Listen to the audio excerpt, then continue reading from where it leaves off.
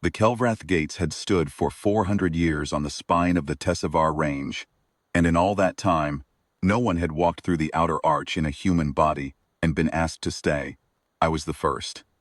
Vareth told me this on the transport up, voice measured, her dark eyes watching my face for the reaction she expected me to have. I didn't give it to her. I'd stopped performing unease about 30 years back, somewhere between the Second War and the Third. At my age, the things that were supposed to frighten you mostly just made you tired. They'll say things, she said.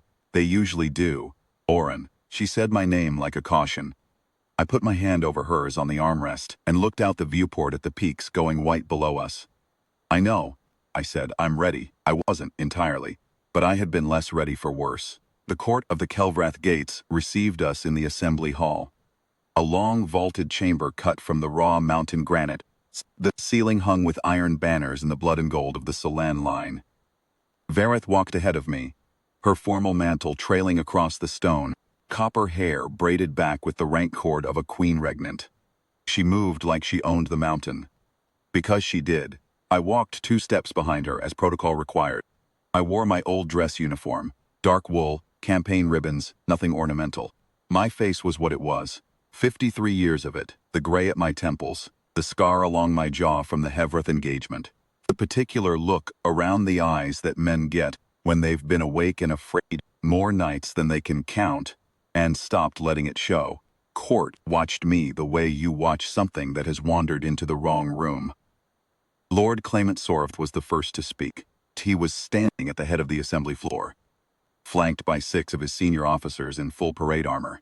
He was tall, Sorvth, broad-shouldered and elegant, the way that species always was, with the silver-ridged brow and the long jaw, and the bearing of a man who had never once in his life been told that his place was somewhere smaller. He looked at me the way I might look at a smudge on a window. Queen Regnant honors the assembly, he said correctly.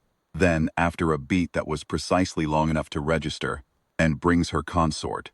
The word landed exactly as he intended it. There was a sound in the room, not laughter, something worse. The sound of a court deciding, collectively and in a single breath, that something is beneath comment, while making absolutely certain it is noted. Vareth's spine didn't move. I had expected that. What I hadn't expected, and what I filed away without expression, was the way her hands stilled at her sides. She had been prepared to absorb this. She had practiced absorbing it. I understood then how long she had been dreading this room. Lord Claimant, she said, the assembly is convened. Sorvth let the business proceed for a while. There were trade consignments, a border dispute in the lower passes, a supply request from the northern garrison. I stood where I was meant to stand and listened. Around me the court did what courts do. They clustered and murmured and cast small sidelong looks designed to be noticed. An advisor to my left made a comment to his colleague, quiet enough to deny and loud enough to hear, about the Queen's taste in decoration. I looked at the stone floor. It was old granite, worn smooth by centuries of feet. I thought about the men I'd served with at Hevrath, which was something I did when I needed to stay even. I thought about Warrant Officer Denk, who had died 14 meters from the objective, with his name on my lips for the radio report. I thought about how that sort of thing rearranged your sense of what was actually threatening. The comment about decoration didn't move anything in me. Sorvth waited until the formal business concluded. Then he stepped forward onto the assembly floor and made his petition with the ease of a man who had rehearsed it until it felt like breathing. It was called the Challenge of Worth. An old provision in Kelvrath law, he explained for my benefit, courtesy that was indistinguishable from contempt. The right of any senior assembly member to formally question the fitness of a consort to stand at the Queen's side. It required an accounting, a public one. The consort was asked to state before the full court, basis of his claim to stand where he was standing. It was not, Sorvth said, a personal matter. He wished that to be understood. It was simply the law. He smiled at me when he said it. I looked at him for a moment. Then I looked at Vareth. Her eyes were steady. That was the thing about Vareth. She has of someone who has held a difficult position for a long time and learned not to telegraph what it costs her. But I had been watching her eyes for 2 years, and I could read what was in them now. A fear that had nothing to do with Sorvth winning. The fear was that I would flinch, that this room would make me smaller than I was, that she would have to watch that happen. I turned back to Sorvith. "I'll answer," I said. He gestured to the floor, "After you." I walked out to the center of the assembly space and stood where the old stone was most worn. I put my hands behind my back, the way you stand when you're reporting to someone with more rank than you. It's a posture I've spent so much of my life in that it fits me the same way the scar does. "I'm Oren Mast," I said, formerly a senior warrant officer in the Terran Expeditionary, 7th Reach. I served 26 years.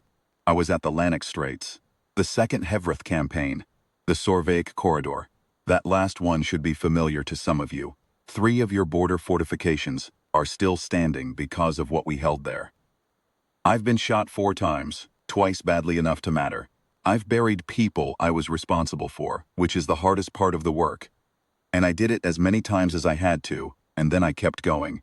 I'm not a Lord Claimant, I'm not a general, I don't have a title. I paused. The hall was absolutely quiet. What I have is 26 years of showing up to the thing in front of me, and not leaving until it was done. Queen knew that when she asked me to stand here, I expect she considered it carefully. I expect she made her decision with the same quality of judgment she applies to everything else in her administration, which, if the Assembly has been paying attention, has been considerable. I looked at Sorvith. He was very still. "You asked what my claim is," I said. "That's it. I don't have a bloodline to offer. I have a record, and I have the habit which can't seem to break at my age, of staying." The silence held for 3 full seconds. I counted. It was one of Sorvith's own senior officers, who moved first. A broad woman with campaign braids on her shoulder who had been watching me with an expression I couldn't read. She brought her right fist to her chest. The old salute, the Kelvrath. Formal gesture, the field gesture, the one soldiers use when there are no civilians watching. Another officer followed. Then, a third. It moved through the room like something warming up.